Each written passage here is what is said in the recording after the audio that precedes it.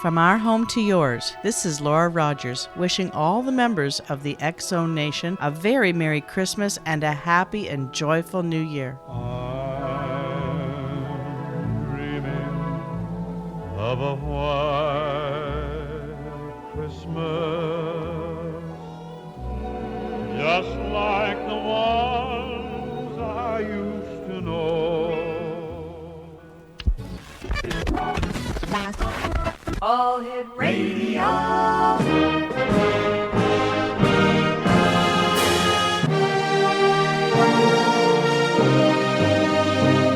Welcome to the X-Zone, a place where fact is fiction and fiction is reality. Now, here's your host, Rob McConnell.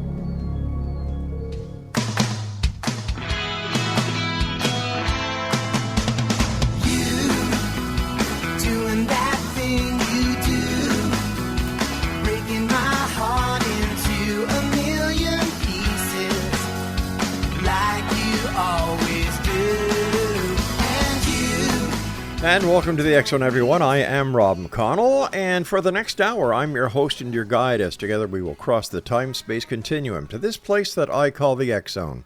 It's a place where people dare to believe and dare to be heard. It's a place where fact is fiction and fiction is reality. And the X-Zone comes to you Monday through Friday at 11 p.m. Eastern, right here on your hometown radio, Classic 1220, and streamed around the world on Classic1220.ca from our broadcast center and studios in St. Catharines, Ontario, Canada.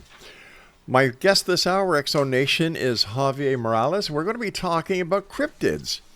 Now, Javier is the young man behind Cryptid 559. It's a group who is intrigued by cryptozoology. They share their experiences of cryptid and UFO encounters. They explore and investigate the central San Joaquin Valley, searching for cryptid and UFO evidence, and that is in California, X-Zone Nation. They are 30 minutes east of Fresno.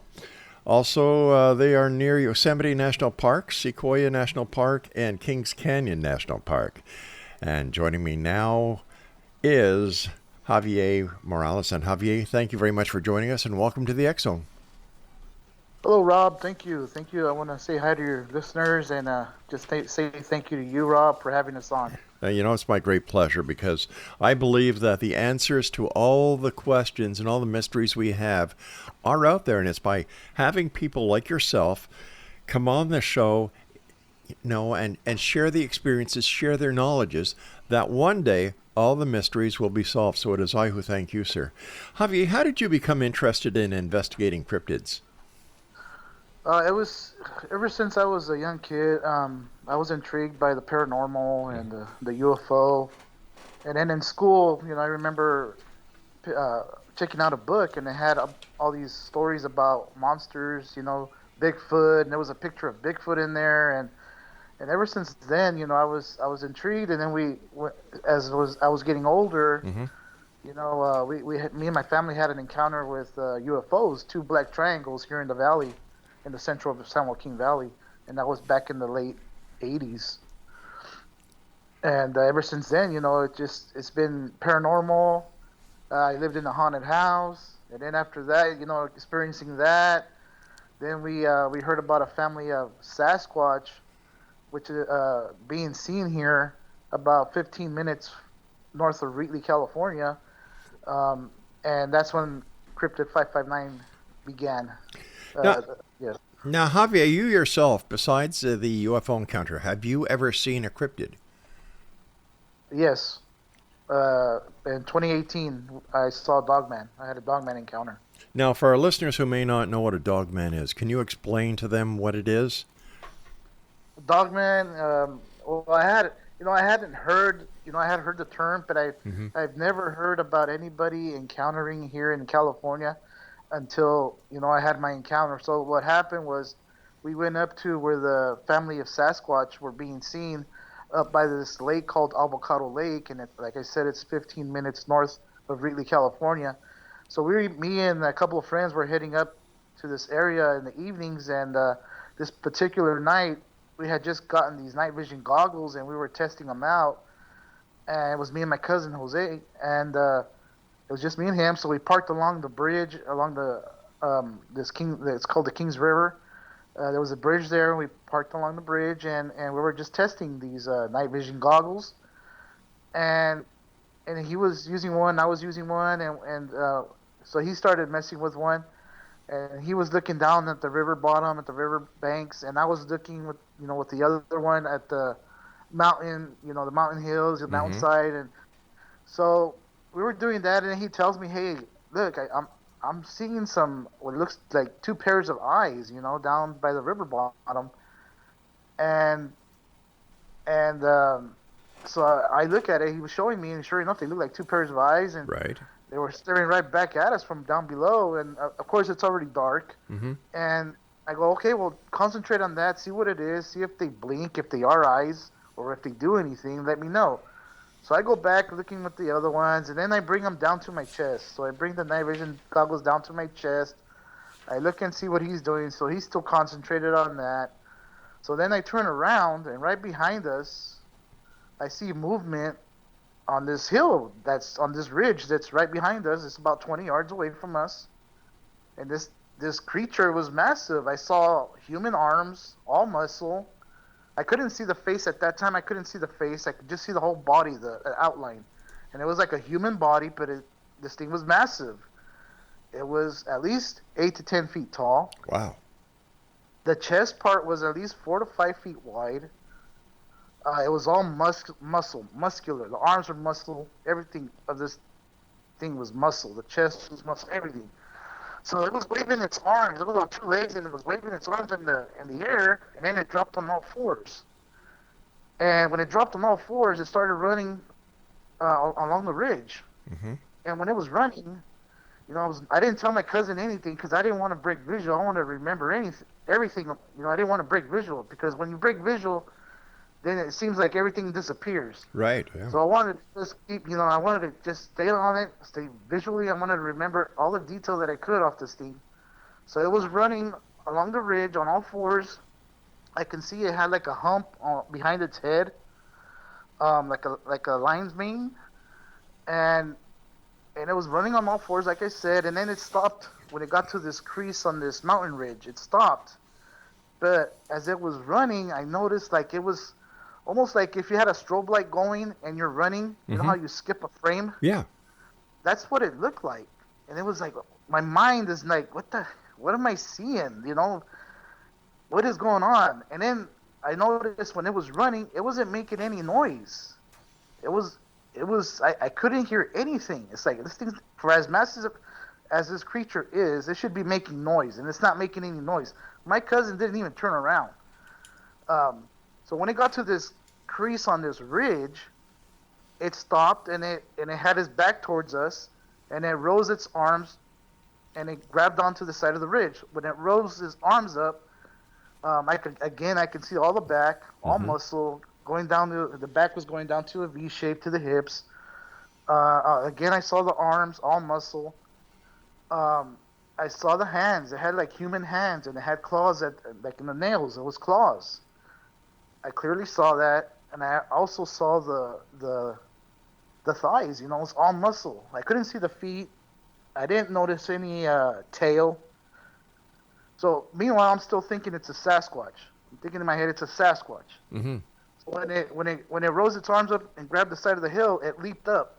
Okay, it leaped up, and then it did it again. Rose its arms and grabbed on the side of the ridge again, the hill, and it jumped up. When it did the second time, that's when it turned its head to the side, and that's when I saw the snout. I saw the canines. It had its mouth open, the canines, and I saw the pointy ears. And then that's when it hit me. It's like, dude, this is not a Sasquatch. What is this? It has a dog head on it. Right. And then when it got to the top of the ridge, I noticed I was looking at its back again, and then I was looking down to its legs, and then I noticed in my mind, it wasn't hair. My mind wasn't telling me it was hair. It was almost like denim ripped shorts.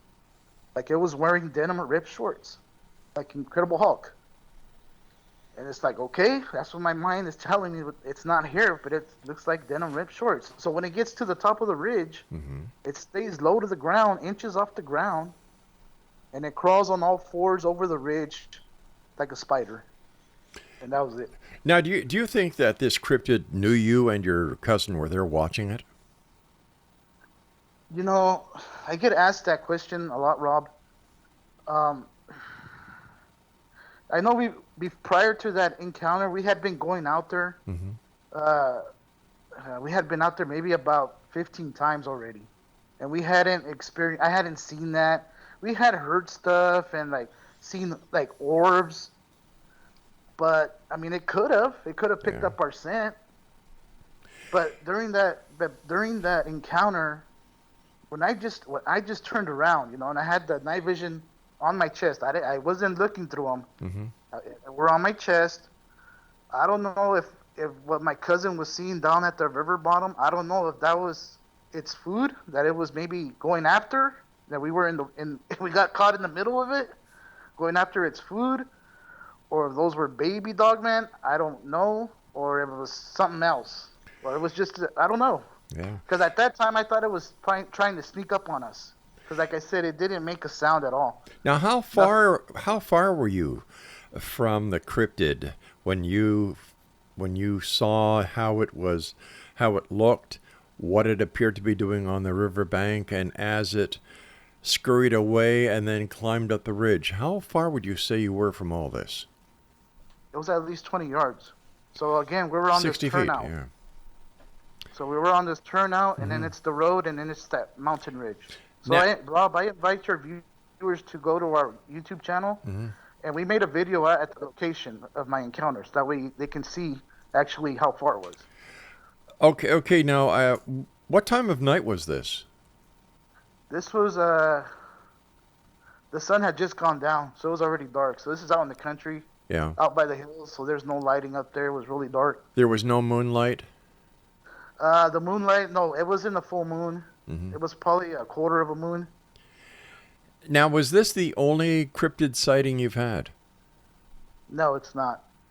We actually, me and the other group member, Jesus, in 2020, we had a pterodactyl encounter, or a pterosaur, at the same location.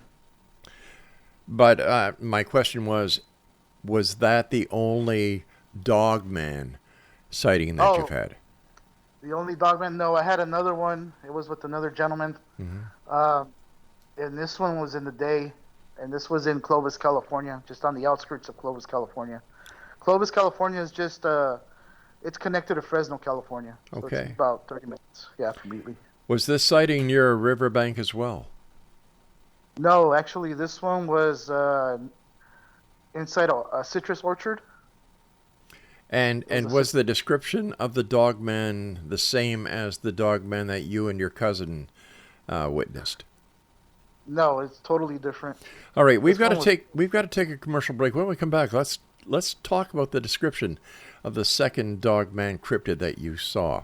Exonation, our guest this hour is Javier Morales, and if you'd like to find out more about Javier and his group, Cryptid 559, visit their Facebook page at facebook.com/Cryptid559. This is the X Zone. I am Rob McConnell. We're coming to you from our broadcast center and studios in St. Catharines, Ontario, Canada.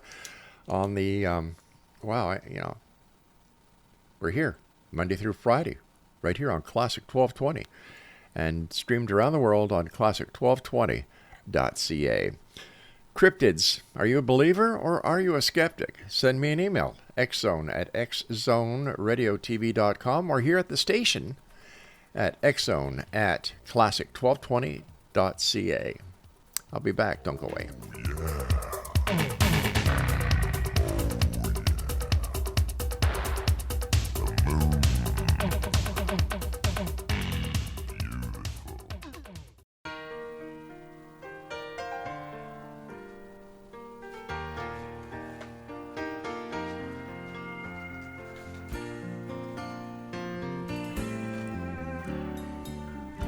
Everybody likes a celebration, happy music and conversation.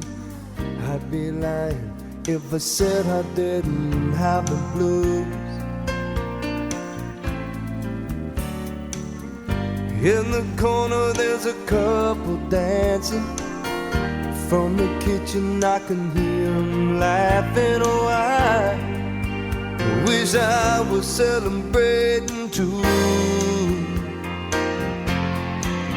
And I know there's night.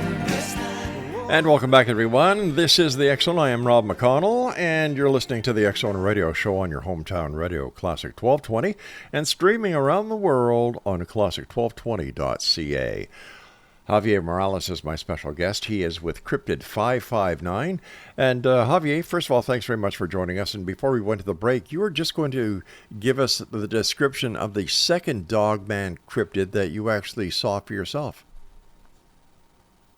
Yes, the second one, it was totally different. That was in the day. That happened in the day, and it was me and some other gentlemen that invited me to go out to this area because he had been told of goats being missing, and they found them in this particular area near this citrus orchard.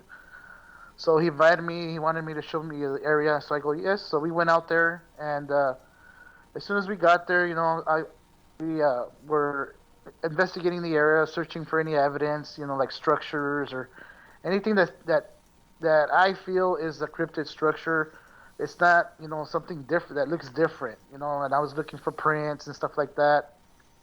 And when we were doing that, I had a feeling something was telling me that I needed to go to the citrus orchard because we had parked across the street, and I needed to go across the street to the citrus orchard. And I told my friend, I'm getting like a feeling that I need to go over here. Something's pulling me. So me and my friend, we head across the street to the citrus orchard, and across the street there's a reservoir, but it was like a dry reservoir. And it was still kind of muddy, and I told him, well, if there's going to be prints, there's going to be, it should be some in here. Let's check it out. So we were looking at inside the reservoir along the road, and it's a busy road, so cars were passing left and right. We just got to be careful. And he went one way, and I went this other direction, the opposite way, and then I look up, and on the outskirts of the citrus orchard, there's a driveway between the reservoir in the citrus orchard, and there was something on the corner on the avenue, the driveway, and it was on all fours. And when I looked at it, I thought it was a coyote. But I'm staring at it, and it's staring at me. I can see that it's staring right at me, and it was about 50 yards away from me. And I noticed that it's on all fours. It had no tail, and then the head looked bigger than its body. The body was skinny.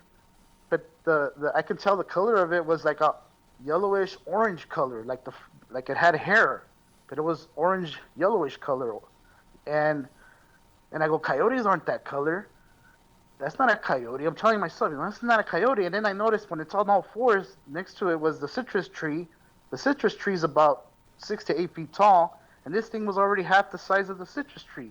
Wow. I go, well, that's no way it's a coyote or a dog or. What is this thing? So I tell my friend, hey, are you seeing this? Look at that over there. Are you seeing it? And he couldn't see it from where he was at, so he starts walking towards me. And then I look back at it, and when I look back at it, it's raising its head at me. And I'm seeing all this, like, what the hell is that? And I go, it's not a dog, it's not a coyote. And I'm telling my friend, are you seeing this? Are you seeing this? He goes, no, I can't. Hold on, I'm on my way. He's trying to get closer to me. And after it rose up and its head went up and down a couple of times. It turned around, and then I noticed it had no tail, and then it walked away all funky, like multi-jointed, on all fours, and it went back into the citrus orchard. And I go, dude, did you see it? And he goes, no, I did not see it. By the time I got here, it was already gone. It's like, man, dude, I don't know what it was. It looked like a dog, but it wasn't a coyote. This thing was at least 4 or 5 feet tall. On all fours already. It was half the size of the citrus tree. And I told him, I went back into the citrus orchard. And so we stayed quiet, and we could hear shuffling in the citrus. In the citrus orchard, we heard shuffling, and it was getting closer to us. We both were hearing it. And all of a sudden, I get this taste in my mouth of metal. And then my head starts to hurt, and my stomach starts to hurt. It's like, what the heck? I'm not feeling well, and then my friend says he's got a headache all of a sudden. And I go, oh man. So then I say a prayer of protection. I go, like I'm saying, no, I think this is something different.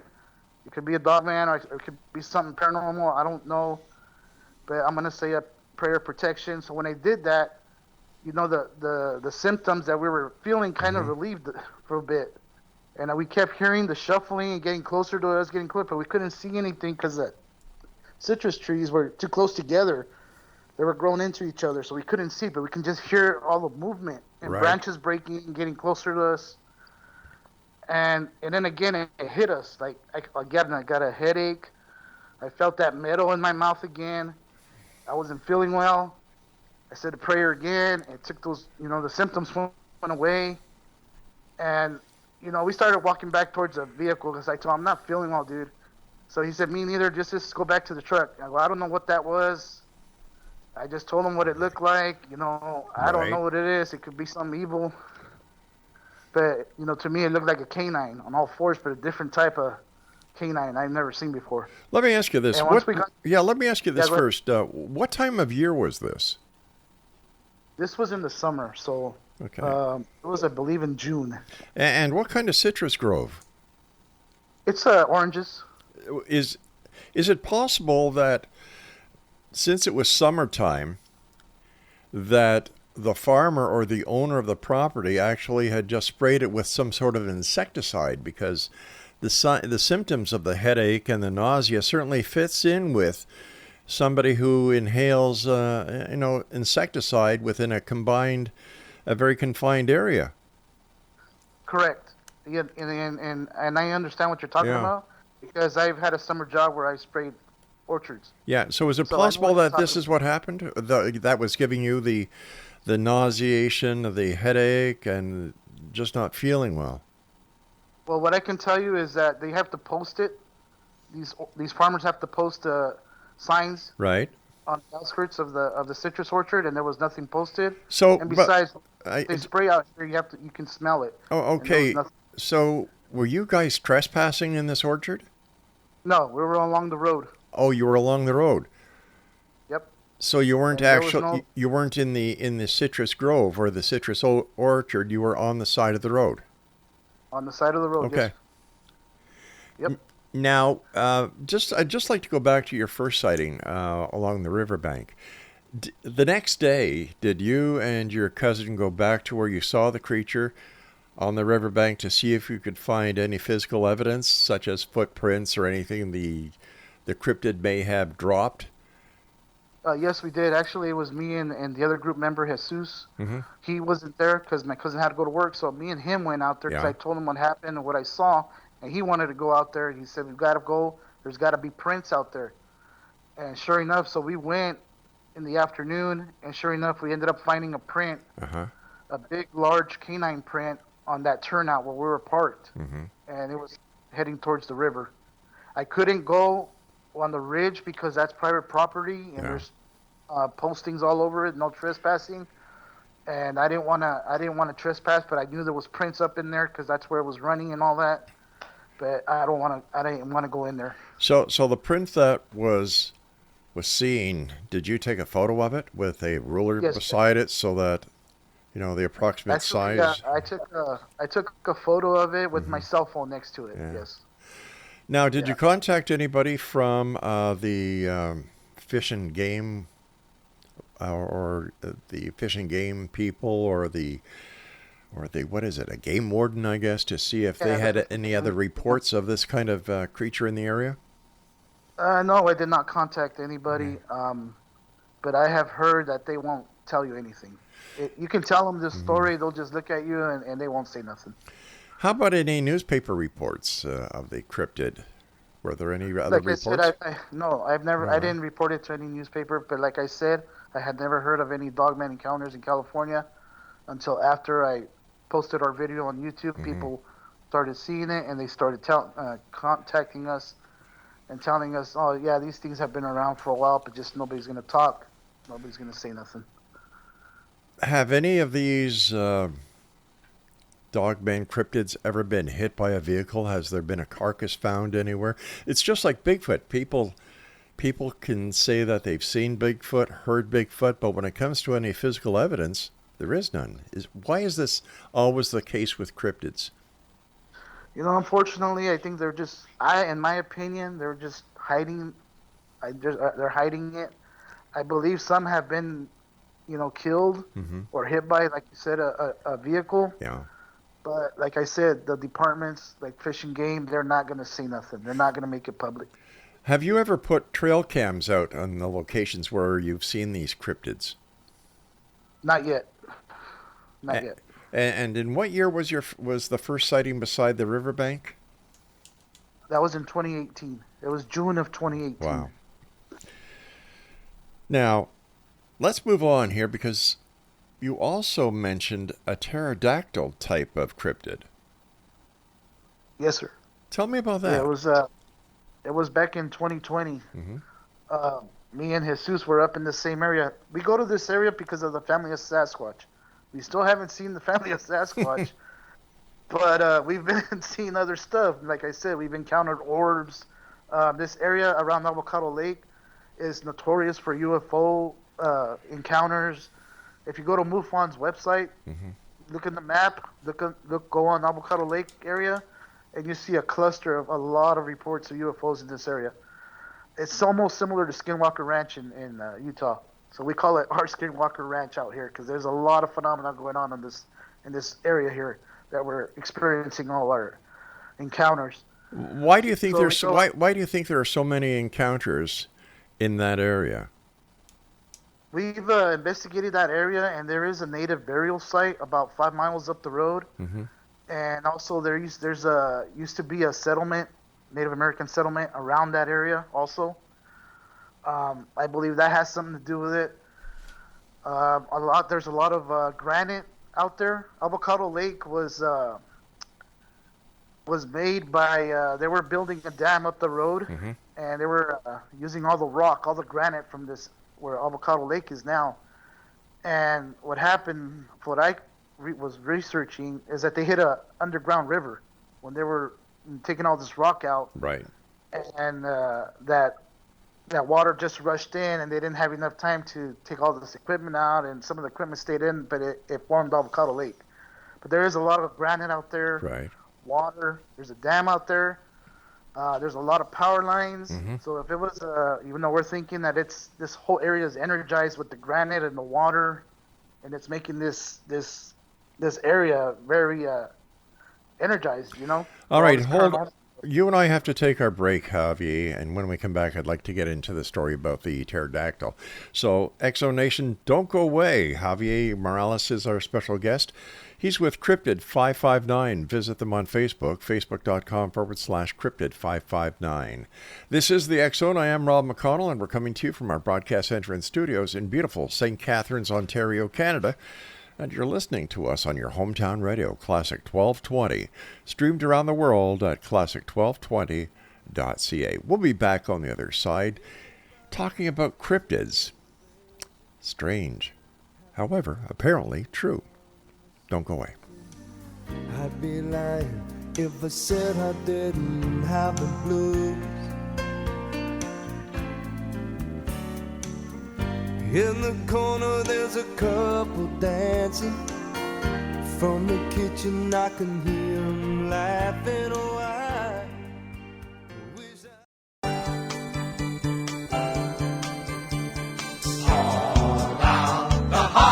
Hello everyone, this is UFO researcher and author Preston Dennett here to wish Rob McConnell and all the listeners and viewers of the worldwide X Zone Nation a wonderful and happy holidays. For we need a little Christmas right this very minute. Candles in the window, carols at the spinet. Yes, we need a little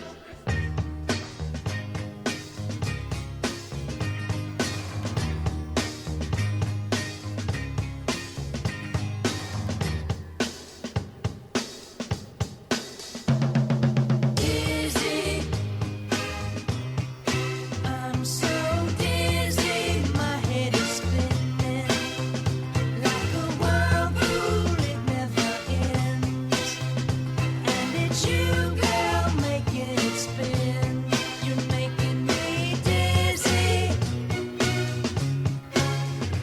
Welcome back to the X Zone on Classic 1220 and being streamed around the world on classic1220.ca.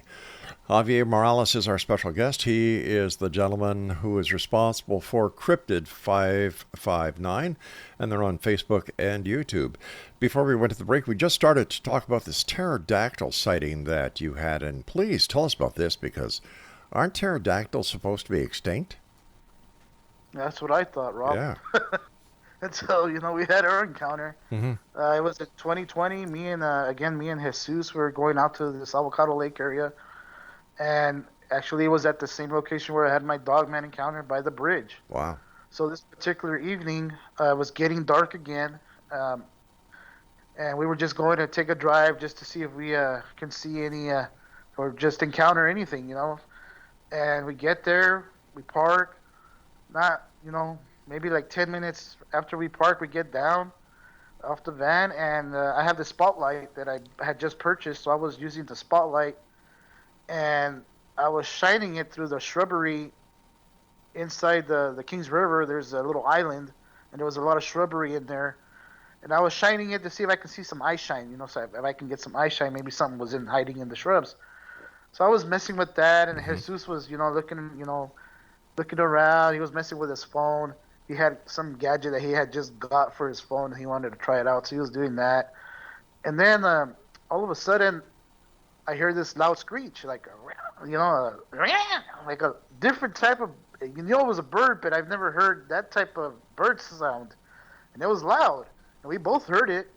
So right away, I put the spotlight to where I believe the sound came from. It was like in that island that I was talking about. Mm-hmm. And sure enough, there's birds coming out of this shrubbery. And I thought it was a crane, because we have cranes out here. We have blue herons. And I thought it was a crane when it was coming out. And I told Jesus, check out, this bird's coming out of the shrub. And I had the light on it. And then I was turning around, I was looking around behind us because I know what happened last time. So I always have my head on the swivel when we're out there. So I don't want to get surprised anymore, Mm-hmm. And when I was looking behind me, he tells me, hey, Javier, that's a large bird. And when he said that, I turn around and I make sure I have the light on it, the spotlight. Now I'm seeing this bird out of the shrubbery that came out of the shrubbery. I'm seeing this large beak, about 2 feet long. It had its back towards us, and actually it had its side. It was a side profile, and I could see one of the eyes. You had this big bone structure around his eye. Mm-hmm. It had a little nub on top of the head, not a spiky one like you see in illustrations, but it was a small nub on top of the head. And then I noticed that it had no feathers. It was more like a bat type skin, like leathery skin. And then it opened up its wings. And when it opened up its wings, it was, like I said, like a bat. It looked like a bat, but it was all leathery type, no feathers again, had no feathers. So wingspan was at least, we figured it was at least 12 feet long from wing to wing. And then it was gonna fly, so it flapped its wings really slow though. Once it was off the ground, and then again real slow. Twice, and it was over the bridge, and then went towards the dam. It went up the river. It didn't fly high up in the sky. It stayed low to the river. Now, you were saying that you were there with this new spotlight that you bought, and your cousin was there with his phone with something that he had just purchased for the use. And I'm just wondering, any pictures since he had the phone in his hand? No, Rob, because we were both in awe.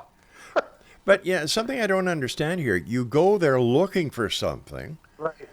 And yet, when you see something, you don't take any pictures.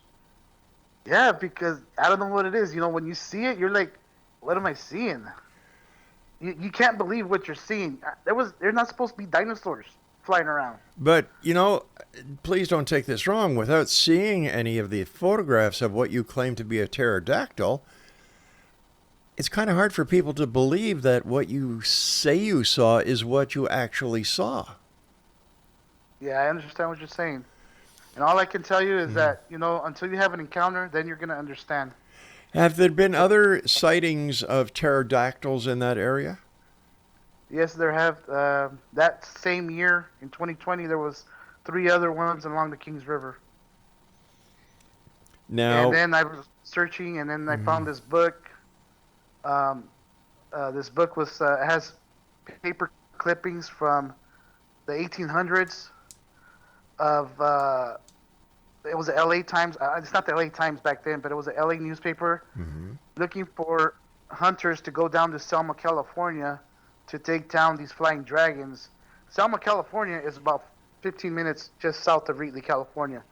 And in that newspaper article from the 1800s talks about the Kings River, and they're looking for hunters to come in near Selma, California, along the Kings River to hunt down these flying dragons. Well, flying dragons were pterosaurs. That's what they used to call them back then. now, okay, let's just stop here for a second.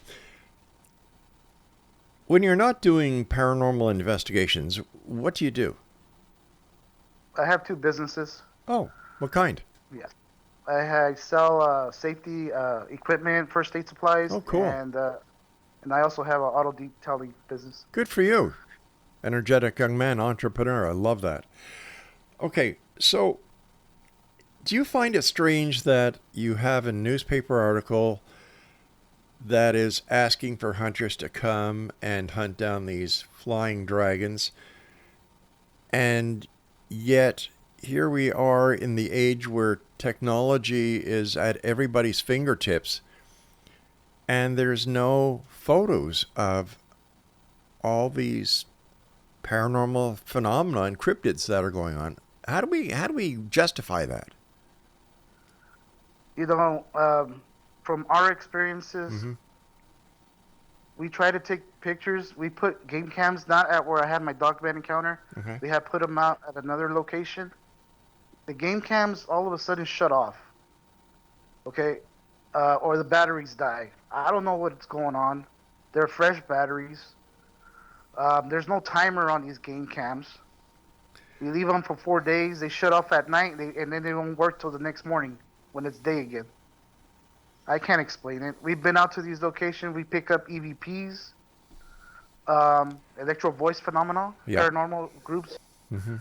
Get those in their videos. We have them out here where there's cryptid sightings. I don't know if it's cryptids that we're picking up. Is it cryptids? Or is it ghosts? I don't know. At other locations, we captured them on film. We do have some on film, Rob. You have what? You have what on film? I'm sorry. We have looks like a Dogman on the tree, and another one in front of me that people tell me it's a Sasquatch. I've never seen the Sasquatch, but they're telling me it's a Sasquatch right in front of you, and you can clearly see it. It's something there right in front of me. Okay, here's something else I don't understand, and maybe you can help me. You have these sightings, yet you don't want to report them. Why not? I have these sightings. Well, I'm putting it out on YouTube. Well, no. Let's forget YouTube, because there's so much crap on YouTube that YouTube has very little credibility anymore. Let's go back to reporting it to the authorities, the sheriff, the game wardens, the local newspapers, the radio stations, the TV stations. Why not? Well, they're not gonna believe you. Why not? And it's not for me to put it out there. If you want to see it, I'm telling you my story. Yeah. If you want to believe it, you believe it. If you don't. No, well, It's up to you. I understand that, but I'm asking these questions because I'm sure there's listeners out there who are asking the same questions. I don't want to go to the newspaper for what? They're gonna laugh at me. But if you go to the newspaper, it also it would show people that you're serious and that there's nothing behind the claims that you're making, or there's no other motive except you saw what you saw, it's true, and you want other people to know about it, because if you get it out there and the newspaper or the radio station or the TV station get more reports of the same thing that you saw, you've got more people working with you to identify what it is. Well, I can tell you that I've reached out to some, and they've never got back to me. Wow. So they're not interested. Now I understand. Go on. There's other groups. There's other groups in the valley that do the same thing that we do. Yeah. And they've reached out to newspaper and all these TV crews. They never reached back for them. They don't believe them. Now, do you share all the information that you have with these other groups, and do these other groups share the information with you as well? Yes, they do. That's good. The ones that I connected with, yes, we do. We talk to each other. We share locations and encounters and all this stuff, information. Why do you think, Javier, people like yourself and your cousin are so susceptible to these encounters where other people aren't? I think because we're open-minded, and this is my opinion. We're open-minded, and I believe in this stuff. You know, after my UFO encounter, I believe, you know, in ghosts and all this. I'm open-minded, and I think that's why. And my cousin's the same way, and the other group members the same way. He's open-minded, you know, and I think that's why we have these encounters. Now, have you or your cousin or the other members of your group taken any courses on how to collect evidence, or how to investigate? We have not taken any courses. We've read books, you know, from other cryptozoologists and other people that do field research. Yeah. We've read books, and we just try to apply them when we're out there, or maybe add some new techniques that we've come up with, you know. Sure. Have you reached out to cryptozoologists like Lauren Coleman to see if he could help you identify what you're coming across? No, I haven't, actually. I have not. Why not? I should. Yeah, he's the leading expert in the cryptozoology field, and he's a great guy. I know that he'd love to hear from you. Yeah, I don't have a problem reaching out to him. Super. Stand by. You and I have to take our final break, but before we do, a little bit of housework here. The X Chronicles newspaper is now out at www.xchronicles.net. It's totally free of charge. We've been publishing the X Chronicles now for 34 years, every month. And once again, that's at www.xchronicles.net. And please, wake up in the morning listening to the I call it the best morning show on radio. And of course, I'm biased because it's with our Steph and Dan Easy right here on Classic 1220. Also, Pete Dichter in the afternoons, and my good friend Chuck LaFleur does the newscast as he is the news director at Classic 1220. I'm Rob McConnell. This is the X Zone, and of course, I've been promoting the station we're on at Classic 1220 and streamed around the world on classic1220.ca. Our guest this hour is Javier Morales, and he can be found at facebook.com/Cryptid559. And we'll both be back on the other side of the short break, so whatever you do, don't go away.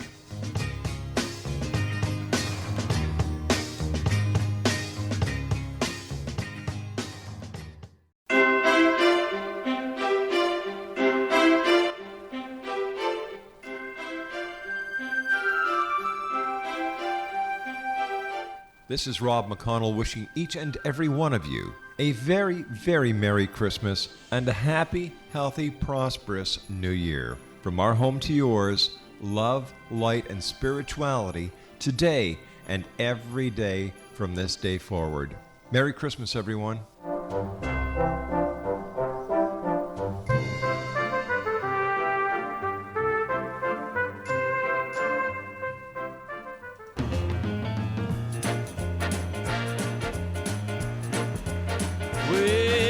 Strange thing happened the other night. You won't believe it, but I swear it's true.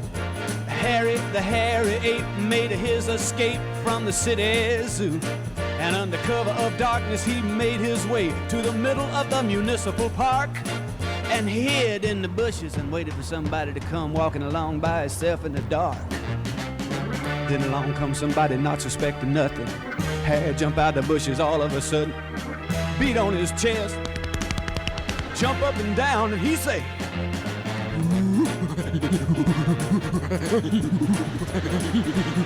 which is Harry Ape talk for, boo, I bet I scared you, ha-ha.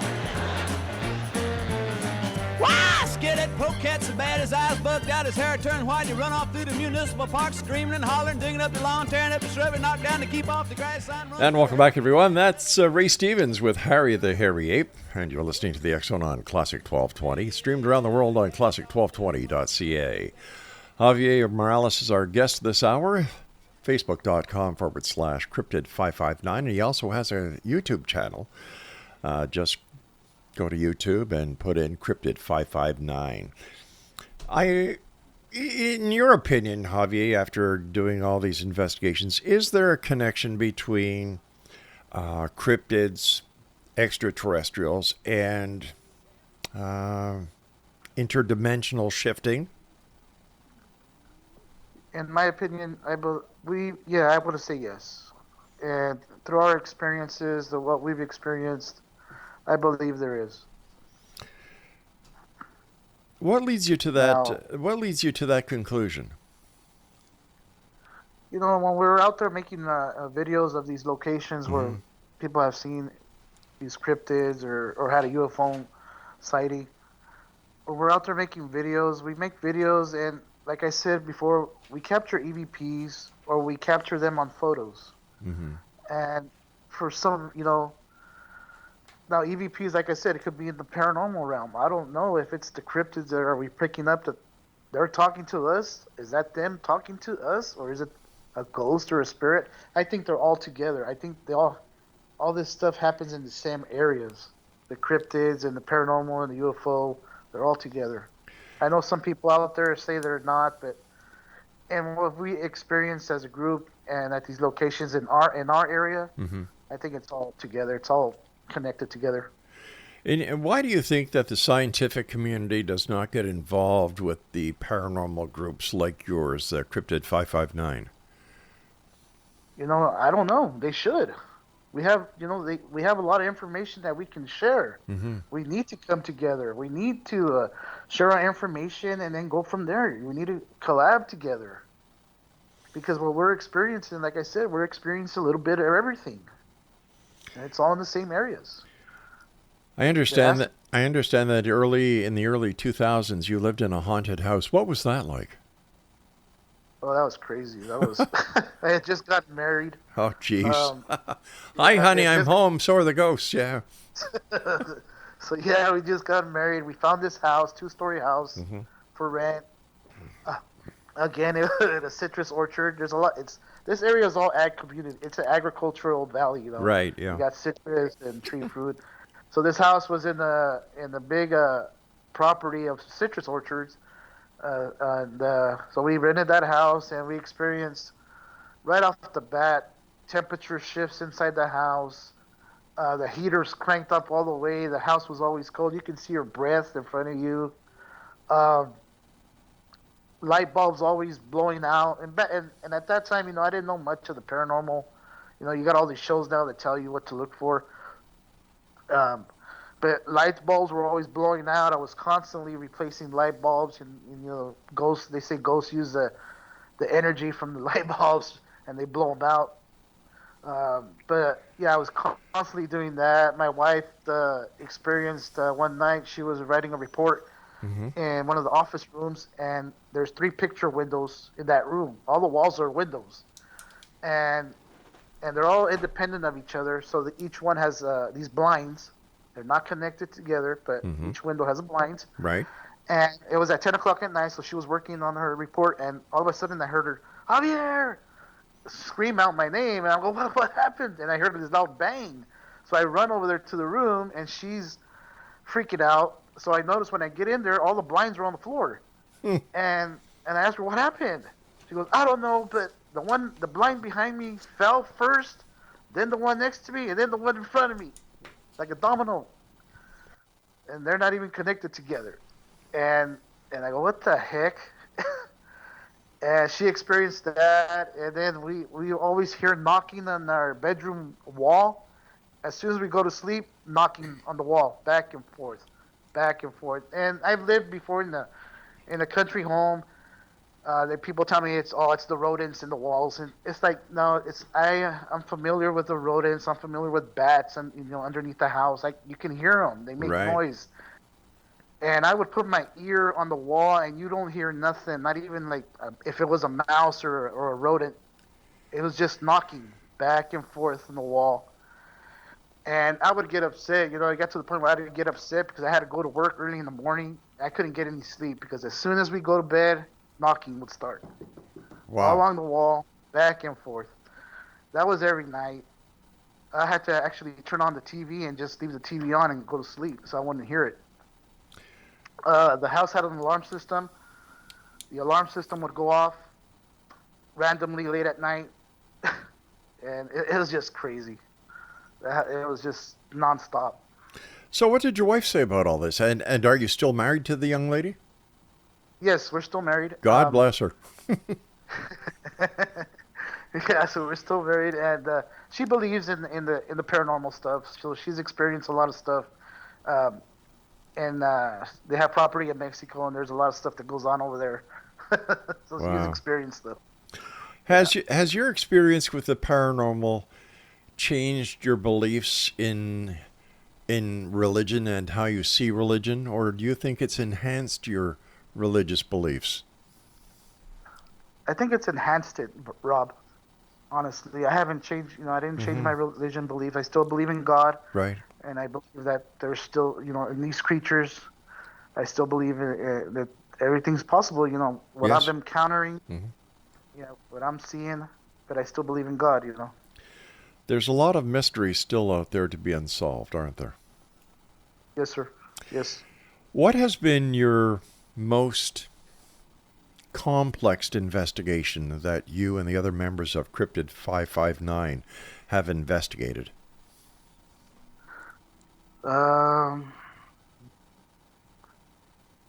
Meaning like, All right. What has been, has anybody called you and said, Javier, I've got this problem. Can you and your team come over and help investigate and find out what it is?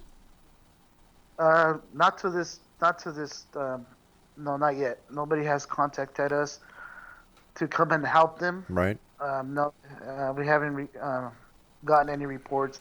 People just tell me their stories. That's the only thing we've gotten right now is just people telling us what they've encountered, what their experience was, and where it happened. All right. Let me ask you this: how many investigations have you and your team at Cryptid 559 completed? Ooh, I want to say about over 50 Wow. in different locations. And have they been UFOs, Sasquatch, cryptids? What kind of investigations?